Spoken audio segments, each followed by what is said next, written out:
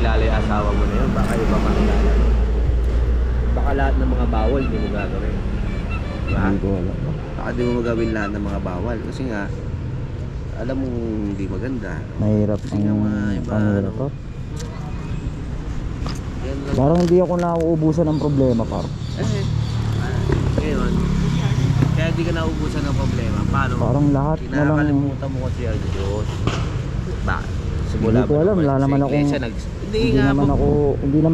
hindi naman ako masamang tao o gumagawa ng... ng Yun problema. Sige. ng ano sa mundo. Kinalimutan mo naman ng Diyos. Hindi ka nagsisimba. Pero bakit lahat ng bagay binibigay sa akin ng ganitong problema? Tapos pag hindi ko nakakayanan, ganito nga, pinapalo ka ng Diyos. Alam mo ba yun? Pinapalo ka.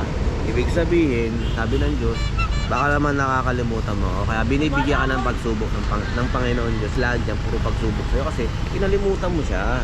Pagsubok ba yung ganun?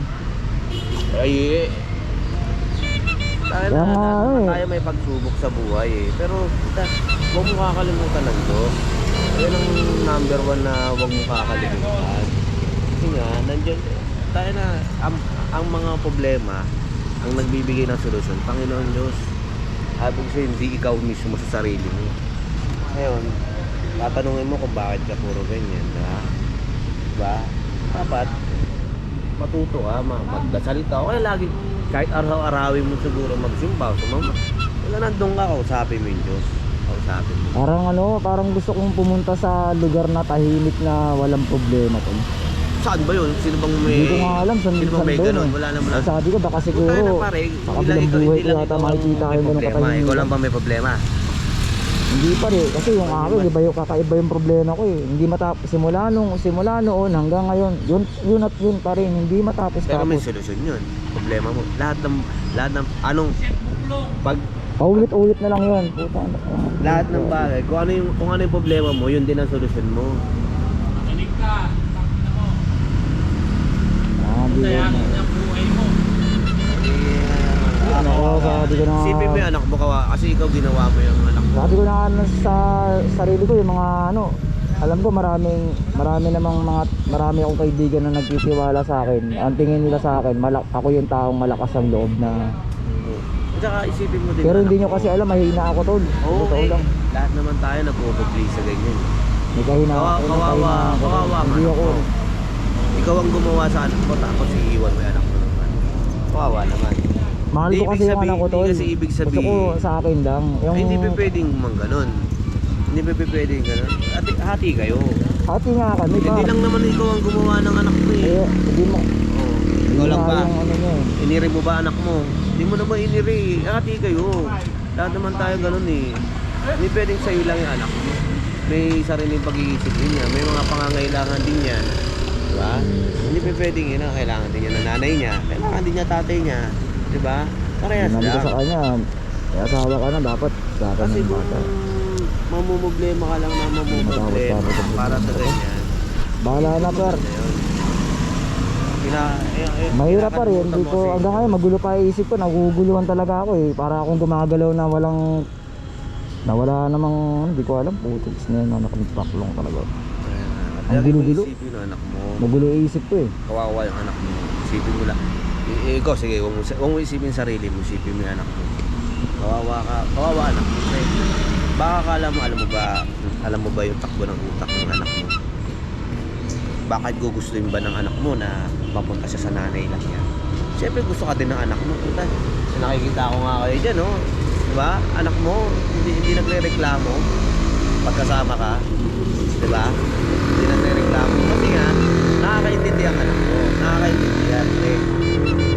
Naintindihan ka ng anak mo. Ngayon, sana intindihin mo din yung anak mo. Kung ikaw iniintindi ka ng anak mo, intindihin. Nakita mo, ikaw ba nagre-reklamo sa'yo anak mo lagi?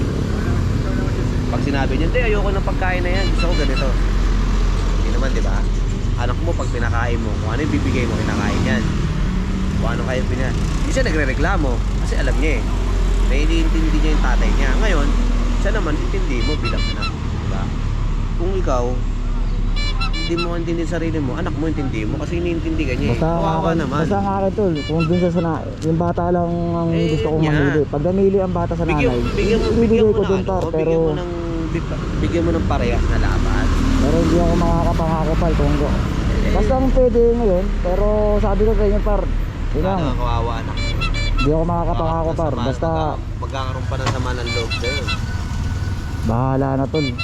Bahala na tol. Hindi ko alam, basta bahala na tol. Kung ano, hindi ko alam kung anong gagawin ko, pero Anong di mo alam ang gagawin? magulo ang Wala, isip ko tol. hindi mo pwedeng sabihin na wala kang alam. Wala kang gagawin. Ganun lang yun. Wala kang ibang gagawin. Ang gagawin mo lang, mabuhay ka, magtrabaho ka, bigyan mo ng sustento anak mo, ay yun ang gagawin mo. Pero hindi mo kasi sabihin na wala kang gagawin.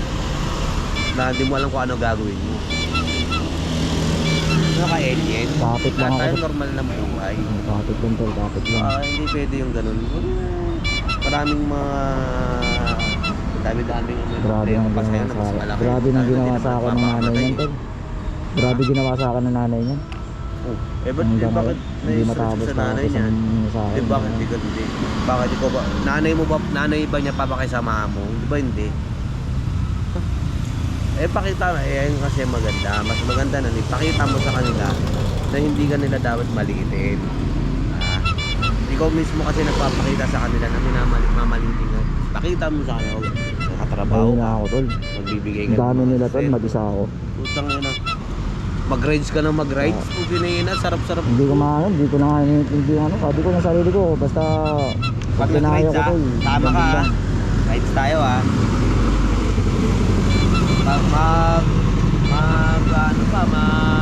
papagawa pa kami ng jersey Basta pag oras na nagdambing na ako sa inyo tol. Kapit na yan tol. Ayaw nyo naman bumiyahe papuntang, ano, Dinalupian. Oo. Kaya pupunta ko nga yung Dinalupian. Hindi na nga. Ay nako. Ay hirap talaga. Kaya sabi ko ayaw ko na mag-asawa eh. Tapos Hindi mo magaling. na makakailangan mag-asawa. Iwalayan na naman. Bakit? Putik yun. Pare-parehas ba magiging mapapangasawa mo katulad din ng asawa mo? Diba hindi naman? Pinagtagpo lang kayo nun pero hindi para kayo sa isa gagawin. Ang problema nga nagkaanak pa eh. Dapat hindi na kami nagkaanak eh. Para hindi na ganito. Hindi kasalanan pa pala ng anak mo. Hindi ko na ano. Kasi nahihirapan tuloy ako. Ako tuloy nahihirapan. Kasi hirap na hirap ako sa sarili. Kung paano. Buti pa yung iba, ayaw mamatay pero mamatay. Ikaw ayaw. Kawawa anak mo pre. Uy, ano ka. Pagkabi ko mano tol. Bahay ko muna tol. Ganyan ka mangyayari sa'yo.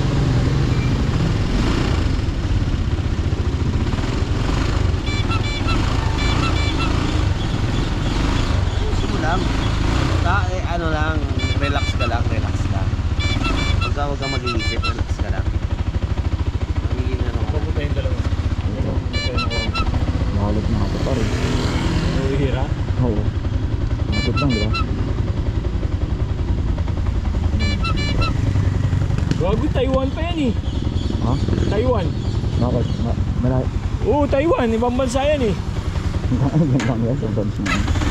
Taiwan tea. Wala na ako basta.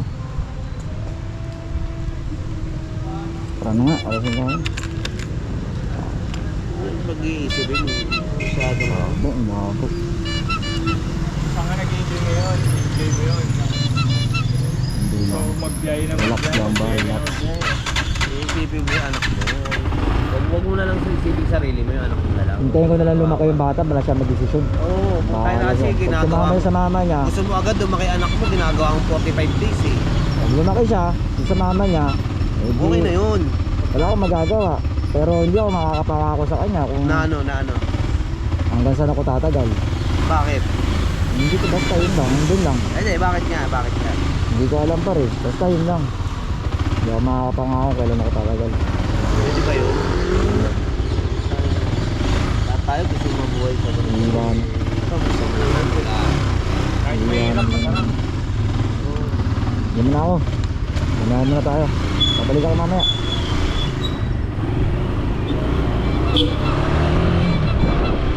Ay, nako. Ayan. Ayun. Pinaiwan tayo ng mga kaibigan ko. Pero magulo ang utak ko ngayon. Magbiyahe tayo ng hindi tayo okay. Pero pipilitin natin relax lang. Relax lang. Isang araw kung nakabiyahe, problema.